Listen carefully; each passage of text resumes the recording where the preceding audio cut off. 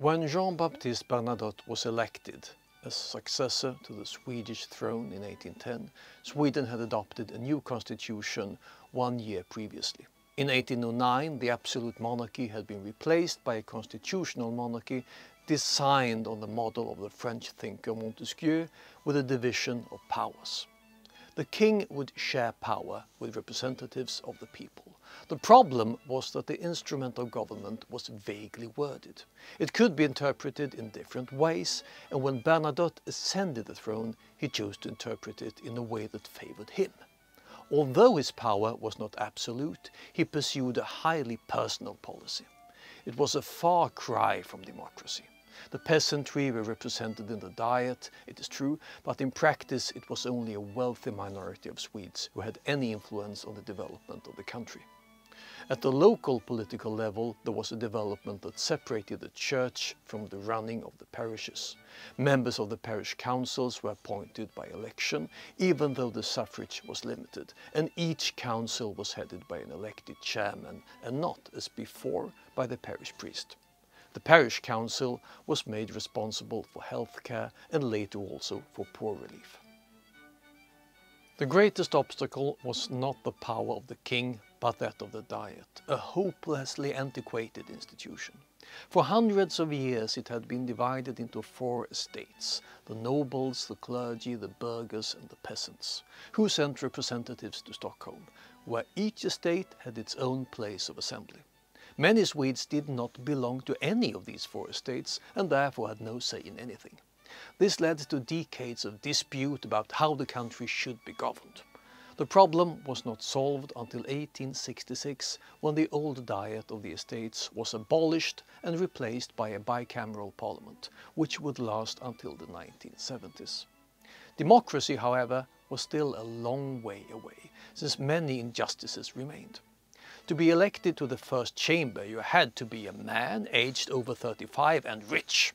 All women, all poor people and all young people were automatically excluded from the assembly. The second chamber of parliament reflected the views of the people better, but not much better. No women had a vote, and far from all men were allowed to vote. In elections to both the first and the second chamber, there were income and property requirements.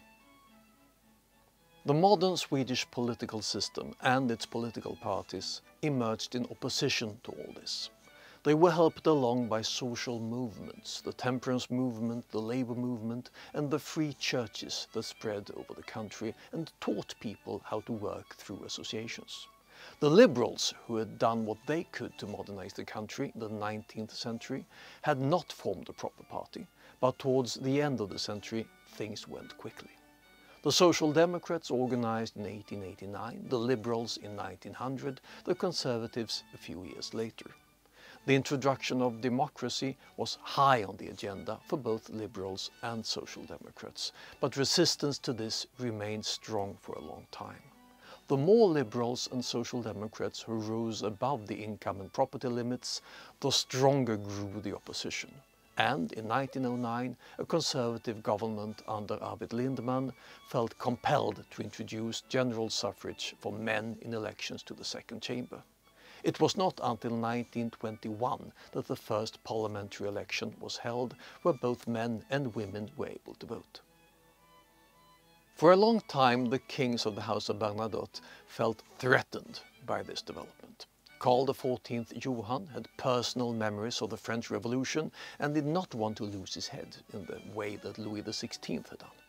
Concern for the family and the peaceful, successful Sweden that he had helped to build up meant that he became increasingly conservative in his autumn years. But he understood that history would not end with him, that reforms were necessary. His grandson, Karl XV, was forced in the 1860s to accept that it was Parliament and the government that decided on policy, not he himself. Karl XV wanted to see military intervention to help Denmark in the war against Prussia and Austria in 1864, but the politicians stopped him. The last serious confrontation between the king and the elected politicians took place in 1914, when King Gustav V insisted that Sweden's defense should be strengthened more than the government wanted. Gustav V criticized the government's defense policy in a famous speech in the courtyard of the Royal Palace in Stockholm. The Liberal Prime Minister, Karl Staaff, resigned in protest.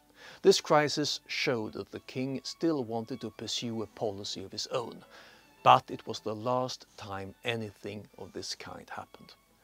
When the Act granting universal suffrage was passed in 1917 and 1918 by a government led by the liberal Nils Edén and the Social Democrat Hjalmar Branting, it was regarded as self-evident that the king should accept parliamentary principles.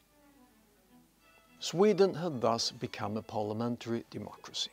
The kings of the House of Bernadotte kept up with the times and adapted to the new political framework as advisors to governments and as moral representatives of Sweden. Later during his long reign, Gustav V would be firmly loyal to the constitution, but he did not refrain from critical attacks on other countries' politics that both he and the Swedish government abhorred. A typical example is his visit to Berlin in 1933, shortly after the Nazis had come to power in Germany. Gustav V invited the German leaders to lunch at the Swedish embassy and told Adolf Hitler that his policy on the Jews would have disastrous consequences.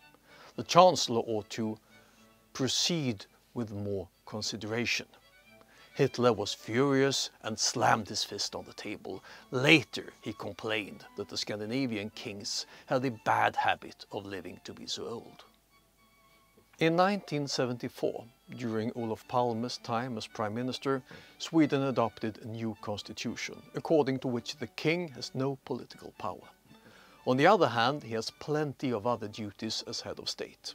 King Carl XVI Gustav is chairman of the Advisory Council on Foreign Affairs, opens sessions of Parliament, receives foreign ambassadors and meets the government at information councils.